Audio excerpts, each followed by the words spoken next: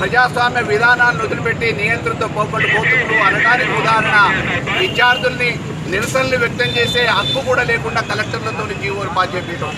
మేము తెలుగుదేశం పార్టీ పక్షాన తెలుగు విద్యార్థి పక్షాన ఒకటే డిమాండ్ చేస్తున్నాం ఈ రాష్ట్ర ప్రభుత్వాన్ని.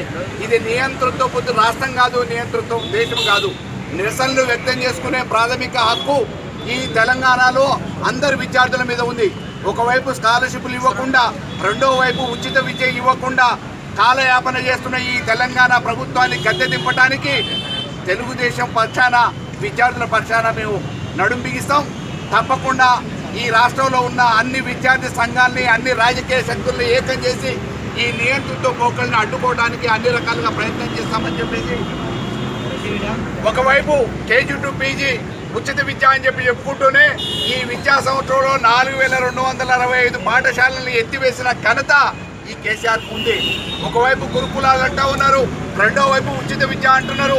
ఇవి ఎక్కడ కూడా ఆచరణ సాధ్యంగానే మాటలు చెప్పిన అధికారంలోకి వచ్చిన ఈ ప్రభుత్వం మాయ మాటలతోని, ప్రలోభాలతోని, కీచక నీడలతోని ప్రభుత్వాన్ని నడపాలనే ప్రయత్నం చేస్తున్న ఈ కేసీఆర్ ఇప్పుడైనా వెంటనే నిరసనలు వ్యక్తం చేసే హక్కు లేకుండా పాఠశాల విద్యార్థులు పోవద్దు అని చెప్పేసి కలెక్టర్ల నుంచి ఏదైతే ఆదేశాలు ఇచ్చారో వాటిని విరమించుకోకపోతే రాష్ట్ర వ్యాప్తంగా ఈ ఉద్యమాన్ని విస్తరింపజేస్తాం.